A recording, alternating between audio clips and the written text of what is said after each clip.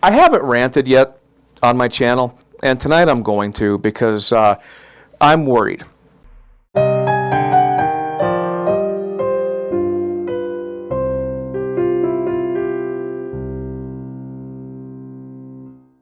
Now, there's something I've learned about called Cuddle Therapy, which has been around apparently 20 years. I'd heard about it off and on, but I didn't really know what it was.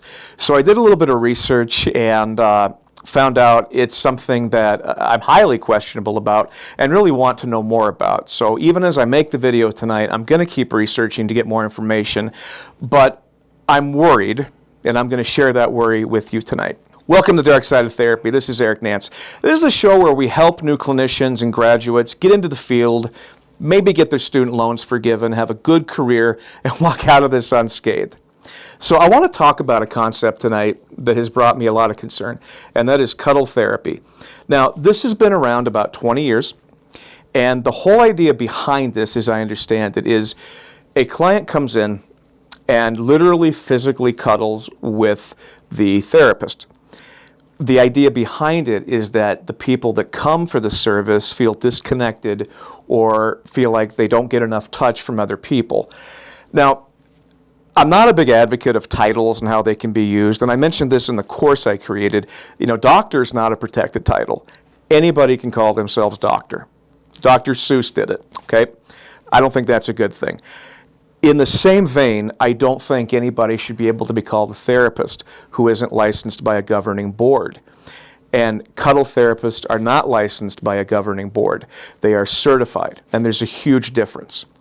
So I looked into this, who's actually doing cuddle therapy, and I found some interesting things. A lot of cuddle therapists themselves aren't licensed by another board, like the Board of Social Work or Psychology or Marital Family Therapy. And the prices that they actually put for these cuddle sessions kind of blew me away. I saw some upwards of $300. Now, at the flip side, I've noticed there are therapists who maintain licensure with their boards, but do cuddle therapy kind of on the side because their governing boards wouldn't allow that kind of behavior. Now, I guess I'm a classically trained therapist with boundaries, and one thing we always look at with clients is touch and the dangers of touch. And obviously we shake hands sometimes. Hugs will occur from time to time. We sort of look at it on an individual basis.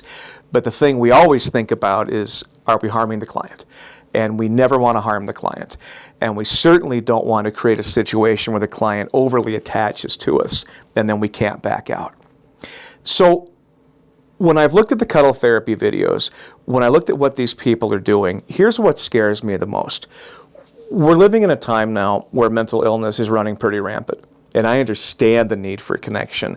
I understand that need more than ever. We need connection with people. We need touch. And usually in therapy, the goal is let's help people achieve a state of being where they can go out and get those things for themselves.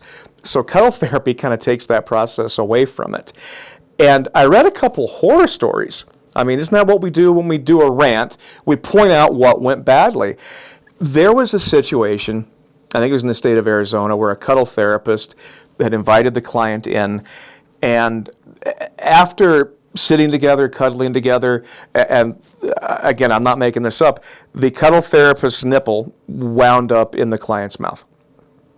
Now, the cuddle therapist was also a massage therapist, okay?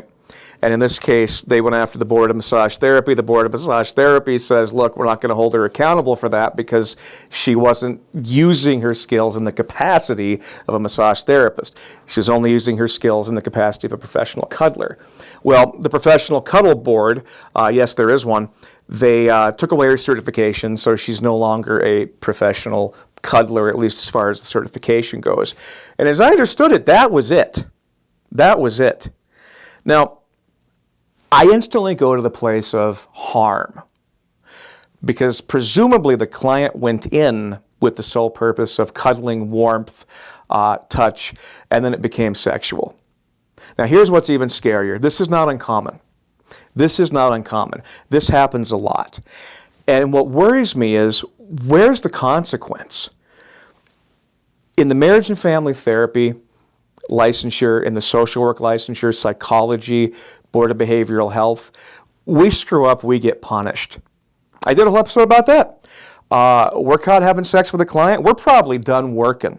Okay, that license is going away, or certainly you're going to get a big probation thrown at you, but probably delicensed. And that's a good thing, because that shows us what we can do and what we can't do. We shouldn't be doing these things. What blows me away is that a licensed therapist can be a licensed therapist, hold these boundaries, not do the touch thing, not get sexual, completely switch the mindset for a different job, and become a cuddle therapist. That's a bitter pill for me to swallow. I'd have a hard time with. I know a lot of therapists who would have a hard time with that, because I feel like you're compromising one set of ethics for another. And it also leads me to believe, what need could that possibly be feeding? I don't know. Maybe their own personal need for touch. Now, I've been watching trends in mental health for a long time, and there are trends. There used to be a point where we had therapists, okay? Now we have a lot more than therapists. We have leaders, guidance people, coaches, all of these different people. And a lot of these different factions are not especially well regulated, and that's not good for the public. Now, I'm saying all this to say what I'm going to say next. I would love to sit down with a cuddle therapist and do an interview, so maybe I can be more educated on this. And so I challenge any of you watching and listening that are cuddle therapists, certified cuddle therapists, to come on my show and let's have a dialogue. Because maybe there is something I'm missing, but I want to understand this to the best of my ability, because right now you have me afraid. And especially for all the newer clinicians out there who are going through all the education, learning about the boundaries, learning to do things safely, and number one, not harming clients. This seems to me to fly in the face of a lot of that. So if you don't believe that, leave me a comment, come on the show, and let's talk about that, because I want to understand it. Hey, this is Eric Nance here about the Dark Side of Therapy, and welcome to my office where I do telehealth with a number of clients in Minnesota and North Dakota. I call this my home for 8 to 12 hours a day, and as you can see, it very much speaks to me. As always, if you like this video, please like and please comment, and please also subscribe. We'd love to hear your thoughts, and if you have any other content ideas, we'd love to hear those too. Again, this is Eric Nance with the Dark Side of Therapy.